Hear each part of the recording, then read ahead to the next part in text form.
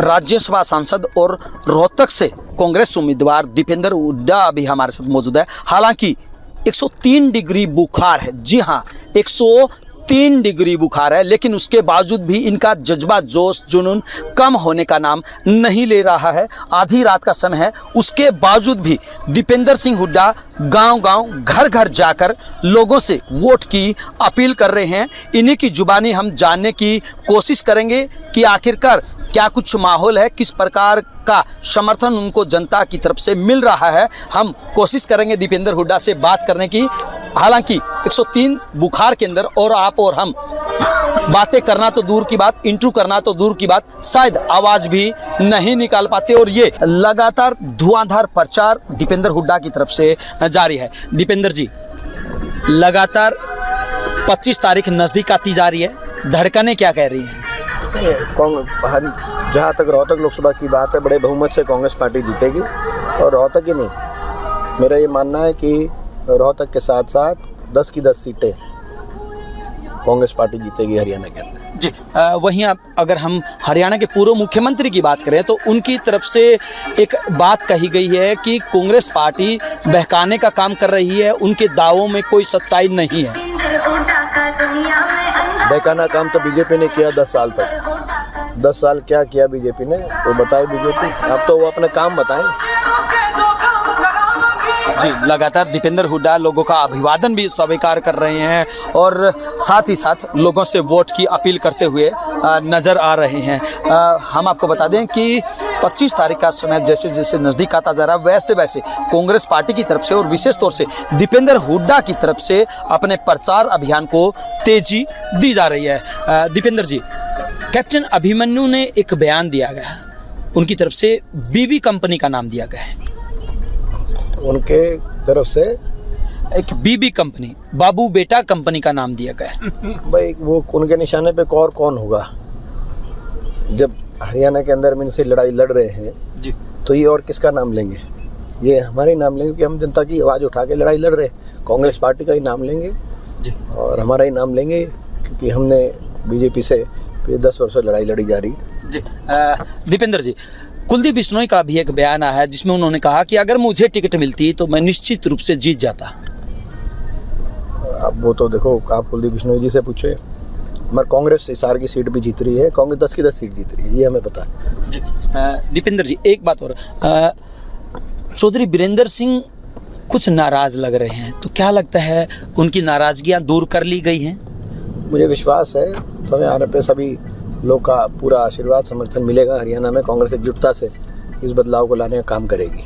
जी, दीपेंद्र जी, एक बात और, पहली बार हरियाणा में ऐसा देखने को मिल रहा है कि कांग्रेस पार्टी के नेताओं के बीच में फूट कही जाती थी, अब की बार कोई आरोप प्रत्यारोप कहीं पे भी देखने को नहीं मिल रहा है। क्या जादू है ये?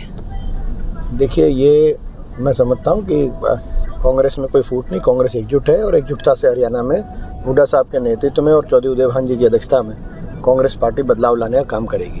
जी, दीपेंद्र जी, बड़े चेहरों की अगर हम बात करें तो कब से बड़े चेहरे चुनावी मैदान में उतरने वाले हैं और क्या दीपेंद्र हुड्डा के लिए राहुल गांधी आएंगे?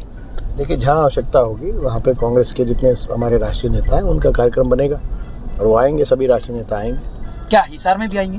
देखिए, जहाँ हम जो है जहाँ पे होगी वो तय करके आपको बता देंगे। जी, वहीं अगर हम बात करें सीटों की तो क्या लगता है कौन कौन सी सीटों के ऊपर आपको ज़्यादा मजबूती नजर आती है? 10 की 10 सीट हम जीतेंगे। 10 की 10? ये ऐसा हमारा, देखिए आपने देखा होगा आज से 6 महीने पहले बात थी कि भाई 1 सीट आएगी, रोहतक आ रही है जी। उसके बाद बात चली कि भाई 2-3 आ जाएंगी जी। उसके बाद बात चली कि भाई टिकट ठीक बटी तो 4-5 भी आ सकती हैं जी। टिकट बटने के बाद दिन प्रतिदिन जो ग्राफ बढ़ रहा है जी, अब लोग कह रहे हैं कि भाई जो है 10 की 10 सीट पूरे हरियाणा के एक कोने से यही आवाज़ आ रही है कि अब 10 की 10 सीट कांग्रेस पार्टी की हरियाणा में आने जा रही है। लोग दुखी हैं भाजपा से, भाजपा के मिस रूल से हरियाणा दुखी है। जी, दीपेंद्र जी, एक बात और, आपने कहा कि 10 की 10 सीटें जीतने वाली है। अगर हम बात करें करनाल सीट की, एक तरफ पूर्व मुख्यमंत्री 2 बार के मुख्यमंत्री रहे मनोहर लाल खट्टर हैं और दूसरी तरफ दिव्यांशु बोधिराजा है जिनको एक युवा लड़के के रूप में देखा जा रहा है, तो क्या वहाँ पे भी ऐसा ही मुकाबला देखने को मिलेगा? हम निश्चित तौर से करनाल की सीट भी कांग्रेस पार्टी जीतेगी, ऐसा मेरा मानना है। जी, वहीं दीपेंद्र जी, अगर हम बात करें केजरीवाल की, तो आपको क्या लगता है केजरीवाल के आने से इंडी गठबंधन को कितना फायदा होगा? हमारे गठबंधन के हर नेता का अपनी एक योगदान है इस गठबंधन में, और हर आदमी का, हर व्यक्ति का, हर नेता का हमारे गठबंधन में बहुत लाभ है। जी, वहीं अगर हम बात करें अभी तक के फेस के चुनाव की, तो क्या लगता है 400 पार का जो नारा दिया जा रहा है, उस नारे को पार कर पाएगी बीजेपी? देखिए, ये क्यों नारा दिया गया? ये बीजेपी ने बोलना चाहिए था कि हमारी सरकार बनेगी और हम ये काम करेंगे। 400 पार का वो शुरू में ही मोहन भागवत जी ने और अनंत कुमार हेगड़े जी ने बता दिया था कि 400 पार का नारा इसीलिए दे रहे हैं कि हम संविधान को बदलना चाहते हैं जी। तो ये बाबा साहब के संविधान को तोड़ने की जो बात है, ये भाजपा के जो आरएसएस के प्रमुख ने जो शुरुआत में कही, मैं कहना चाहता हूँ कि बाबा साहब के संविधान पे हम आँच भी नहीं आने देंगे, और बाबा साहब का संविधान नहीं टूटेगा। कुछ टूटेगा तो भाजपा घमंड टूटेगा। जी, दीपेंद्र जी, अंतिम प्रश्न, हरियाणा की जनता से आप क्या अपील करना चाहेंगे? हरियाणा की जनता से ये कहना चाहेंगे कि ये हरियाणा के भविष्य को बचाने की लड़ाई है। आज भाजपा ने जिस तरीके से बेरोजगारी की गर्त में हरियाणा युवा को धकेल दिया है, आज महंगाई, आज भ्रष्टाचार, अनदेखी, हर वर्ग का अपमान, चाहे वो किसान हो चाहे गरीब हो, सारी स्कीम्स गरीब की बंद कर दी गई। आज हर वर्ग का जो अपमान इस सरकार में हुआ, अनदेखी हुई है 10 साल।